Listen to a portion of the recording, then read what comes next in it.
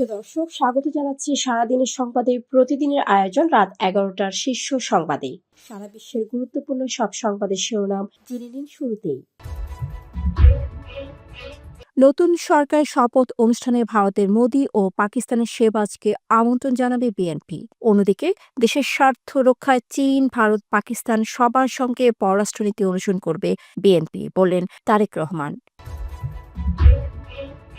মন্ত্রিপরিষদ সচিব ড শেখ আব্দুর রশিদের চুক্তিভিত্তিক নিয়োগ বাতিল, দায়িত্বে প্রধান উপদেষ্টার মুখ্য সচিব এম সিরাজউদ্দিন মিয়া। জাতীয় ঐক্যে ডাক দিলেন তারেক রহমান, যাচ্ছেন শফিকুর রহমান ও নাহিদ ইসলামের বাসায়। অন্যদিকে ৩০ আসনের শপথ স্থগিত চায় জামায়াত। দেশ ছেড়েছেন প্রধান উপদেষ্টার বিশেষ সহকারী ফয়েজ আহমেদ তৈয়ব। বিএনপি সরকারে মন্ত্রিত্ব পেতে পারেন আন্দালিব রহমান পার্থ, নুরুল হক নূর, ববি হাজ্জাত সাকি। সোমবার বিকেলে মন্ত্রিসভার শপথ পড়াবেন রাষ্ট্রপতি।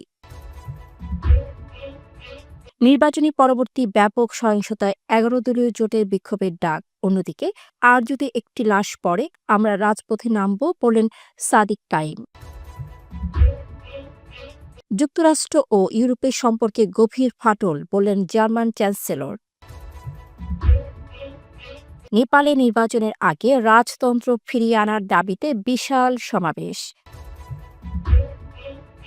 আওয়ামী লীগ ফেরার প্রশ্নই আসে না, আওয়ামী লীগ দেশে আছে, বললেন সজীব ওয়াজেদ জয়। শুনছিলেন সংবাদ শিরোনাম, এবারে বিস্তারিত। ফ্যাশন ব্র্যান্ড মানে আর্ট। তারেক রহমানের নেতৃত্বে বিএনপির নতুন সরকারের শপথ অনুষ্ঠানে ভারতের প্রধানমন্ত্রী নরেন্দ্র মোদী ও পাকিস্তানের প্রধানমন্ত্রী শেহবাজ শরীফ সহ সার্কভুক্ত দেশগুলোর সরকার প্রধানদের আমন্ত্রণ জানানোর পরিকল্পনা করা হয়েছে। এই আয়োজনের মাধ্যমে আঞ্চলিক সম্পর্ক ও কূটনৈতিক যোগাযোগ বৃদ্ধি করা বিএনপির পররাষ্ট্রনীতির একটি অংশ বলে জানিয়েছেন দলের শীর্ষ নেতারা, যার মাধ্যমে নতুন সরকার আঞ্চলিক সহযোগিতায় জোর দিচ্ছে। অন্যদিকে বিএনপি ভারপ্রাপ্ত চেয়ারম্যান তারেক রহমান জানিয়েছেন, বিএনপি দেশের স্বার্থ সমুন্নত রেখে চীন, ভারত ও পাকিস্তান সহ সবার সাথে ভারসাম্যপূর্ণ ও বন্ধুত্বপূর্ণ পররাষ্ট্রনীতি অনুসরণ করবে। জাতীয় স্বার্থই হবে তাদের কূটনীতির মূল লক্ষ্য। এর মাধ্যমে কোনো একক দেশের উপর নির্ভরশীল না হয়ে সবার সাথে বন্ধুত্ব নীতি অনুসরণের ইঙ্গিত দিয়েছেন তিনি। মন্ত্রিপরিষদ সচিব ড শেখ আব্দুর রশিদের চুক্তিভিত্তিক নিয়োগের অবশিষ্ট মেয়াদ বাতিল করেছে সরকার। শনিবার সন্ধ্যায় জনপ্রশাসন মন্ত্রণালয় থেকে এ সংক্রান্ত প্রজ্ঞাপন জারি করা হয়েছে। জনপ্রশাসন মন্ত্রণালয়ের একজন কর্মকর্তা বলেন, বর্তমান মুখ্য সচিব অতিরিক্ত হিসেবে মন্ত্রিপরিষদ বিভাগের সচিবের দায়িত্বে থাকবেন। ত্রয়োদশ জাতীয় সংসদ নির্বাচনে নিরঙ্কুশ সংখ্যাগরিষ্ঠতা নিয়ে বিজয়ের পর সংবাদ সম্মেলন থেকে দেশ গড়তে ঐক্যের ডাক দিয়েছেন বিএনপির চেয়ারম্যান তারেক রহমান। তিনি বলেন, এবার দেশ গড়ার পালা। দেশ করতে সবাইকে ঐক্যবদ্ধভাবে কাজ করতে হবে, দায়িত্বশীল ভূমিকা পালন করতে হবে। জাতীয় ঐক্য আমাদের শক্তি, বিভাজন দুর্বলতা। সবাইকে ঐক্যবদ্ধ থাকতে হবে। নির্বাচনী মাঠে প্রতিপক্ষ জামায়াতে ইসলামের আমির শফিকুর রহমান এবং জাতীয় নাগরিক পার্টির আহ্বায়ক নাহিদ ইসলামের বাসায় যাচ্ছেন BNP chairman Tarique Rahman. BNP চেয়ারম্যানের প্রেস উইংয়ের দুজন কর্মকর্তা গণমাধ্যমে এ খবর নিশ্চিত করেন। তারা বলেন, রবিবার সন্ধ্যা ৭টায় তারেক রহমান জামায়াতের আমিরের বাসায় যাবেন। এরপর ৮টায় যাবেন নাহিদ ইসলামের বাসায়। অন্যদিকে নির্বাচন ৩০টি আসনের ভোট পুনর্গণনার জন্য নির্বাচন কমিশনকে আহ্বান জানিয়েছে জামায়াতে ইসলামী। এই বিষয়ে দলটি আইনি ব্যবস্থা নেবে বলেও জানিয়েছে। এছাড়া ওই আসনগুলোতে নবনির্বাচিতদের শপথ স্থগিত রাখারও আহ্বান জানিয়েছে দলটি। দেশ ছেড়েছেন অন্তর্বর্তী সরকারের প্রধান উপদেষ্টার আইসিটি ও টেলিযোগাযোগ বিষয়ক বিশেষ সহকারী ফয়েজ আহমেদ তৈয়ব। শনিবার তিনি জার্মানির উদ্দেশ্যে ঢাকা ত্যাগ করেন। হযরত শাহজালাল আন্তর্জাতিক বিমানবন্দর সূত্র এ তথ্য নিশ্চিত করেছে। সূত্র জানায়, ফয়েজ আহমেদ এমিরেটস এয়ারলাইন্সের একটি ফ্লাইটে জার্মানিতে গেছেন। নতুন মন্ত্রিসভা গঠনে বিএনপির পুরনো অভিজ্ঞ নেতাদের পাশাপাশি নতুন প্রজন্মের রাজনীতিক এবং যুগপৎ আন্দোলনের শরিকদেরও গুরুত্ব দেওয়া হচ্ছে। দলীয় সূত্রে জানা গেছে, ২০০১ থেকে 2006 মেয়াদের কয়েকজন মন্ত্রীকে আবারও দায়িত্ব দেওয়ার চিন্তা চলছে, বিশেষ করে যাদের মন্ত্রণালয় বিতর্কের ঊর্ধ্বে ছিল এবং পরিচ্ছন্ন ভাবমূর্তি রয়েছে। দীর্ঘদিনের আন্দোলন সংগ্রামে শরিক দলগুলোর নেতাদেরও মন্ত্রিসভায় স্থান দেওয়ার পরিকল্পনা রয়েছে।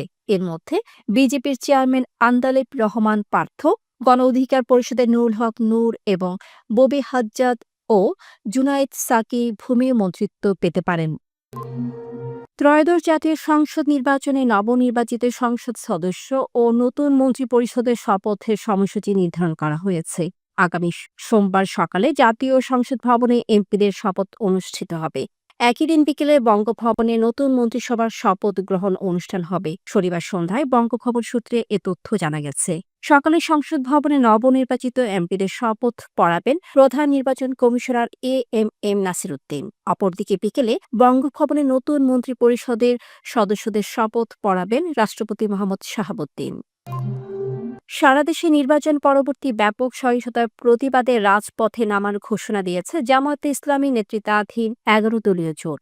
সোমবার আসরের নামাজের পর বাইতুল মোকাররম মসজিদের উত্তর গেট থেকে মিছিলটি শুরু হবে। শনিবার সন্ধ্যায় ১১ দলীয় জোটের লিয়াজো কমিটির এক জরুরি বৈঠকে এই কর্মসূচির চূড়ান্ত সিদ্ধান্ত নেওয়া হয়। অন্যদিকে বিএনপির বিরুদ্ধে সারা দেশে হামলার অভিযোগ তুলে জড়িত ব্যক্তিদের বিচারের আওতায় আনার দাবি জানিয়েছেন ঢাকা বিশ্ববিদ্যালয় কেন্দ্রীয় ছাত্র সংসদের সহসভাপতি আবু সাদিক কায়েম। দাবি বাস্তবায়ন না হলে রাজপথে নামার হুঁশিয়ারি দিয়েছেন তিনি। শনিবার বিকেলে ডাকসু ভবনের সামনে আয়োজিত এক সংবাদ সম্মেলনে ভিপি আবু সাদিক কায়েম একথা বলেন। নিয়মভিত্তিক বিশ্ব ব্যবস্থা আর বিদ্যমান নেই বলে সতর্ক করেছেন জার্মান চ্যান্সেলর ফ্রিডরিখ মেটস।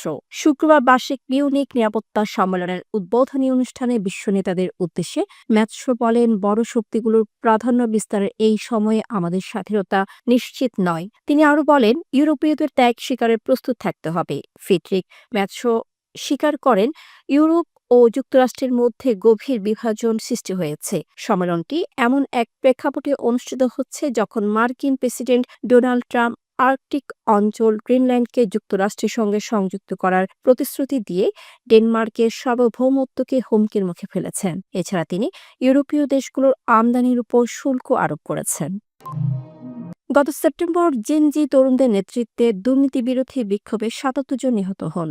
আন্দোলনের চাপে প্রধানমন্ত্রী কেপি শর্মা ওলি পদত্যাগ করতে বাধ্য হন। আগামী ৫ই মার্চ নতুন সংসদ নির্বাচনের তারিখ ঘোষণা করা হয়েছে। এরই মধ্যে দেশটির সাবেক রাজা জ্ঞানেন্দ্রের সমর্থনে রাজতন্ত্রপন্থীদের বড় সমাবেশ দেখা গেছে। শুক্রবার রাজধানী কাঠমান্ডুতে হাজারো সমর্থক ৩ মাস পর দেশে ফেরা জ্ঞানেন্দ্রকে স্বাগত জানাতে ভিড় জমান। বিমানবন্দর থেকে বাসভবনে ফেরার পথে তার গাড়ি ঘিরে সমর্থকদের উচ্ছ্বাস ছিল চোখে পড়ার মতো। আওয়ামী লীগ ফেরার প্রশ্নই আসে না, বরং আওয়ামী লীগ দেশেই আছে বলে মন্তব্য করেছেন দেশ ত্যাগ করা সাবেক প্রধানমন্ত্রী শেখ হাসিনার পুত্র সজীব ওয়াজেদ জয়। প্রথমা কলকাতা নামক একটি ফেসবুক পেজের ফটোকার্ড থেকে এমন মন্তব্য প্রচারিত হয়েছে। সুপ্রিয় দর্শক, এতক্ষণ আমাদের সাথে থাকার জন্য ধন্যবাদ। প্রতি মুহূর্তে দেশ বিদেশের গুরুত্বপূর্ণ সব সংবাদ জানতে ভিজিট করুন www.saradinisসংবাদ.com। Fashion brand Mali Art. Men's, ladies, and kids wear. Art. Be smart.